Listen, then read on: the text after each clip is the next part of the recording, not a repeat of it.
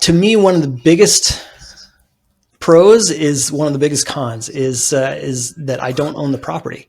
And to me, that's a huge bonus. And that means that I don't have to set aside money every month for eventual repairs. I never get the call in the middle of the night to say, hey, the toilet's broken. I'm not dealing with tenants, I'm dealing with homeowners. So to me, that's one of the greatest advantages. On the flip side, that's actually one of the greatest drawbacks because the appreciation that you get by owning that property, I don't get. Mine is a depreciating asset over time. Whereas if you own the property, that's going to appreciate over time. So it's a trade-off. We've debated it, my wife and I, many times, and we've gone back and forth. And ultimately, I would rather not deal with the headaches. And I'm fine having something that's going to pay me over time. And then I'm knowing that I'm going to have to replace that note at some point in the future. The interesting thing with that actually is last year, I actually went and took a course from a guy that I consider to be one of the greats in the industry, and he was talking about different strategies with seller financing and things like that. And as part of his presentation, at one point, he's older now. He's up into his 80s and has been doing this for 40 years. And at one point, he talked about how he wished that he had some rental properties too. And that totally set off alarm bells in my head. And I'm like, what do you mean? This is the golden goose. Like, why would we do that? Then we have to deal with stuff. And so I went and talked to him. I said, so tell me about that. And it was really interesting. At this stage in his life, he's got COPD, like he's dealing with, health challenges and things. And he's saying that, that appreciation would really come in handy when all of a sudden, 1 year he had to go into the hospital and stay in the hospital for a week 3 times in 1 year. That adds up a lot, and that monthly income that he's getting from the notes is great. However, when he has a large expense like that, it's much easier to depend on that property that he might own. And then he can pull out some of the equity, or he can sell the property and realize the equity gain there. And that can help take care of some of those things. So that got me thinking. So I think maybe it's more of a balanced approach where you want a little bit of both. Yeah, that makes a lot of sense. I was going to ask you that if you think maybe a mix of both, because what came to mind for me when you were talking about the cons is the tax ramifications. Right. Like we just, as rental property investors, I've just over the years been so used to not really paying much in taxes because you just can write off so much. Yeah. But how do you strategize for your taxes and to minimize your tax liability? Well, we do a number of things. So, first of all, it's mostly interest income that we're receiving. So that's different than regular income. So that makes a difference there. And you've got to get your accountant to be able to report it that way because they may or may not understand that. And so that's finding the right person and or educating your accountant to make sure that you guys are on the same page. That's a big one. Other than that, again, one of the trade-offs is, if let's say I buy a note and then at some point I sell it, at no point did I own that property. Therefore, I don't have a capital gain that I need to report. And so that offsets that just in terms of, comparing the two. So it's a little bit different and there's pros and cons. You got to weigh it out. Yeah, that makes sense. So I guess there's a lot of different types of real estate deals out there, obviously. When you say note investing, do you specifically specialize in doing notes on a specific type of deal, or are you open to any type of deal? Yeah, good question. So I actually focus on residential first lien mortgages. That's my niche. And in fact, it goes further than that where for myself, I like balances under $250,000. So there can be and there's plenty of them out there that are all shapes and sizes. You can get commercial notes, you can get, second or third lien notes, all kinds of things, land notes, whatever, all kinds of different things. And that's what I've chosen to focus on because that's what I've been doing for years and I understand it well. And it just works, but there's all kinds of options depending on what you're looking for. Okay. And so I would imagine those are probably some of the most stable, so maybe less returns. What type of returns do you anticipate from a loan like that? Right. So if I'm buying a note for myself, different than, so I've got an investment fund. And so we pay off our investors, we pay them 8%. Uh, Okay. Minimum that I buy is a 12% yield. So Mm, currently in the fund, I think we're right around 13.5% yield, which is a little bit different than the 8% we pay them. But just to give you an idea, like that's not unrealistic. Somewhere between 12 and 15 typically. how does that work if, like most people, they go to the bank, they get a 30-year mortgage right now at 6.5%. Yeah. So how are you as the note holder then earning 13.5%? Yeah, I'm buying at a discount. That's what it boils down to. So currently, so when I first got started in 2009, 2010, I was all about non-performing notes. There were thousands and thousands and thousands of those. So at the time with the non-performing note, that's a different animal altogether, and returns are much higher, but obviously much more work and more risk. Um, with those ones, most of those came from the bank. Most of those were institutional lenders that had created loans and now they've gone bad and now they're trying to just clear out their books. Today, I'm buying mostly performing loans. Um, those tend to be, because banks are doing like 6.5%, 7%. Most of the loans that I'm buying today are seller finance notes. So those Mm, tend to be higher interest rates, 8, 9, 10%. And those make it easier for a deal to get done. A note at a 6.5% interest rate, my discount is going to be a lot larger. I'm going to pay much less for that note than if it was written at a 10% interest rate. So that's the number one reason why I'm looking more at the seller finance stuff these days. got it. Okay. And how do you find a seller financed note? Because that's typically just an agreement between a seller and a buyer, right? And so Yeah. how do you know it's even out there?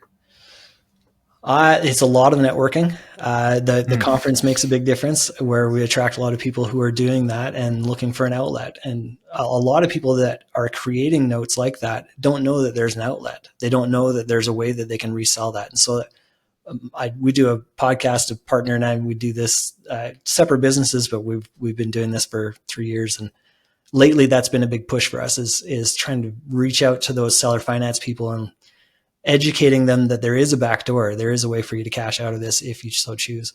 And so a lot of education, a lot of networking. okay. Got it. Interesting. And so can you give an example of like what that would look like? So if somebody did a seller finance note for a buyer, Mm-hmm. what would they sell it to you for? Like, what typically would the interest rate be, and what would they sell it to you for? What would you be looking for? So that's all part of the education that we're trying to do. So first things first, if a bank, let's say right now is 6.5%, Hmm. if a bank is 6.5% and you're doing a seller finance deal, you have to, number one, realize that your product is a premium. They're not going to the bank for a reason. Therefore, you can and should be charging more. So if the bank is going 6.5, you're at least 8.5 or 9. That's just standard. First things first. And part of the reason you want to do that is because if you so choose to sell that note at some point in the future, a 9 or a 10% interest rate is going to be a lot easier to get a deal done, and you're going to make a lot more money off of that. Mm, So that's like the number one thing. Make sure you're doing as high as an interest rate as you can. Of course, while you're working with the borrower, it has to make sense and they have to be able to continue to make payments. Things like, have they gone through a registered mortgage loan originator, an RMLO? And that's somebody who's gone through and has qualified the borrower to make sure it's all compliant with Dodd-Frank rules that got passed back in 2013 and all those things.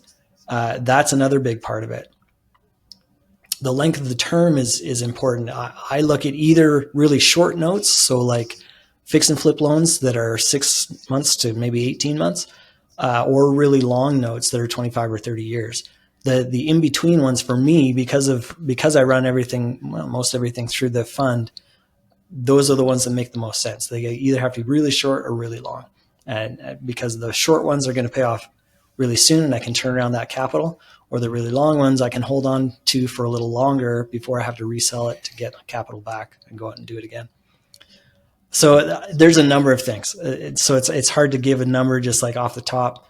Um, if you've done all those things, like let's say you wrote it at 10% over 30 years, and it's in Texas, it's not in New York or something like that, where if I have to foreclose, it's going to take me forever. Yeah. Texas is the opposite. That's much, much quicker. So if all those things line up, yeah, it's going to be really good. I can probably pay you 85% of whatever the balance is. But there's a lot of factors, so it's hard to just say off the top like this much. I see. Okay. Got it. So it's a way, so it's kind of a win-win for everybody because it gets the buyer into a deal that they couldn't qualify for with bank Right. financing. Yeah. The seller gets to sell their property typically at a premium, and then they can turn around and still use that money that they use, that equity that they use to finance the buyer, by selling to you and getting that 85% or 85% of their money up front, Right. to where they can turn around and reinvest that then and not have to wait 30 years to get paid back. Yeah, exactly. Yeah. Yeah, that makes a lot of sense. Okay. And then you mentioned some of the qualifications you look at, if the interest rate is right, if it's in the right state, if they used what was the acronym for it? It's RMLO. So it's either RMLO. registered or residential mortgage loan originator. Okay. Yeah, to set that up the right way. So Yeah. beyond that, what's the evaluation process? Like, how do you know that borrower is going to continue to pay back after you've taken over the loan? Yeah. Part of what I look at is the history. So if they've been making regular on-time payments for the last 6 months, very likely they're going to continue to do that. If we look back and it's been a year and they, miss a month and they make it up the next month, or they, instead of paying on the 1st, they pay on the 20th or whatever, people are pretty habitual. They're going to continue to do what they've been doing for a long time. So that plays into it as well. And not to say that those are deal breakers, but it may adjust my pricing where I say, look, your borrower is not fantastic. Like, let's be honest. Let's just look at the history and see what's been going on. This is something that I'm going to have for the next, 25, 30 years. So I want to make sure that I can get paid. I'm going to have to adjust my pricing a little bit just to make it make sense for me. So that goes into it. Another point is if the servicing, the one who's collecting the payments, there are third-party servicers that'll do that for you. If the reporting that I'm getting is from that third-party servicer rather than the note creator, the one who maybe has a little bit more vested interest to possibly fudge those numbers or dates or something like that, and not to say I don't trust you, but it's in your best interest to kind of maybe not be quite as polished on your reporting as a third-party servicer who's detached and they're just going to report whatever's been happening. So that's another big point. That makes sense. Yeah. And then in terms of your repercussions then, or what you have available to you, you mentioned foreclosure if they stop paying, but what else? Like, so if have you had to go through a foreclosure process, and what does that look like if you do? Yeah, the foreclosure is our worst case scenario. It's our backup plan, and it's always there in the back pocket if we need it. Most of the time we don't have to, and I had a lot of experience with this through the years with the non-performers. If there's somebody still living there, if there's somebody still alive, almost always, like 95% of the time, we're going to be able to get some kind of agreement worked out. So they either they lost a job, they had a death in the family, or a divorce. Those are like the top 3 reasons why they stopped making payments. So then we can have a conversation and say, okay, so you're not making payments. What do you want to do? How do you want this to move forward? And like I say, most of the time, almost always, we can work something out. If your payment before was $800 a month, first of all, are you back working again? Okay, great. Are you making the same amount you were before? Fantastic. Okay, great. Should we just pick up back on $800 a month and get you back on track? Awesome. Then we'll take those arrears and we can do all kinds of things. We can tack it onto the back of the loan. We can spread it out over the next year, with the payments that you're making. We can do all sorts of things. We can split it up however we want. As long as we can agree between now me as the lender and the borrower, as long as we can come to an agreement, that's now what's going to be happening. We modify the terms of the loan. That actually gets recorded with the county. and then off we go. Now we've got this new loan that we can both agree to. And that's Got it. Okay. most of the time. If we're foreclosing, almost always it's because the house is now vacant, and either because they died or they've abandoned the property. Okay. And do you find that if you have to foreclose, there's a big loss there, or you can do it and take over the property, sell it, and you're still in good shape from an Yeah, investment that's the standpoint? beautiful thing is because we bought it at a discount to begin with, and there's going to be some kind of an equity spread in there. I always look for at least a 25% equity spread. So Hmm. it's very rare. It happens. Don't get me wrong, it happens, but it's very rare that we take back a property and we go, oh shoot. Almost always we take it back, and yeah, we're able to resell it, either just on the open market retail, or we sell it with seller financing again and create another note. Okay. Yeah, and I was going to ask you about that too, because I'm still, I guess, so I do some private lending, Yeah, from my wife and I's self-directed IRAs, yeah. typically on fix and flip deals that, we with people we already have a relationship with, and it works out really well. Mhm. I guess I'm curious why you don't do more just direct lending as opposed to just buying the notes. I could. I think it's really just I don't know anybody who's doing fix and flip, and Mm, I could probably meet some people and we can probably work out some relationships. But this is working. It's something yeah. that we're already doing, and it works pretty well. So we'll keep doing it. Yeah.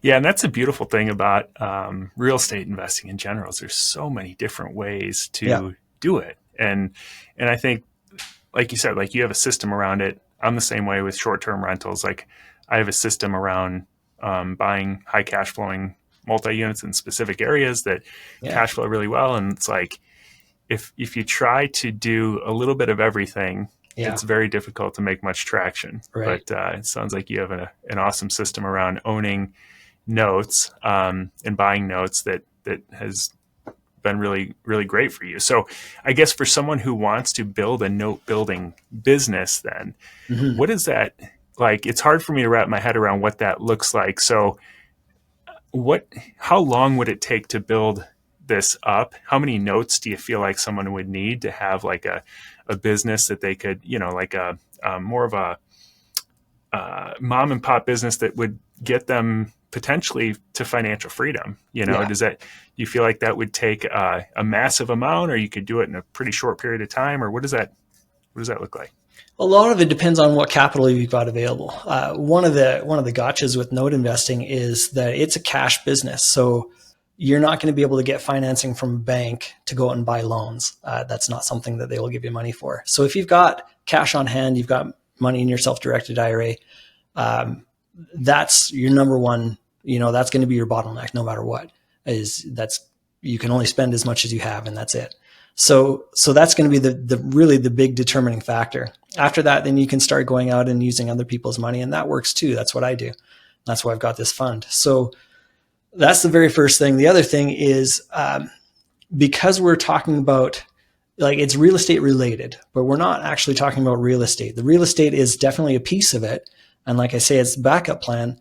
But we're talking about finance. So it's important to make that distinction and understand that that's what you're getting into. So the rules are different, and you have to understand how that works. And I don't have a sales thing on that. I don't have a modules that you can follow, anything like that. There are people that teach the business. I'm not one of them, but I'm happy to refer you. But you need to learn the business. It's very important that you understand, you know, even just what you're looking at the very least. But then you're talking about state laws, and every state is going to be a little bit different. Sometimes even counties and individual counties will be different. And so, and which states require licensing and which ones don't. And like, there's a lot that goes into it. So just understanding what you're getting into is an important piece of that. Um, you can learn it, absolutely, and like I say, I've got friends that teach it and they do a great job of it. Uh, but you need to learn it. So that's Yeah. going to take, I would say minimum a year, just consuming all the material and everything, and just going through different what ifs this, what if that, and just kind of understanding what you're getting into.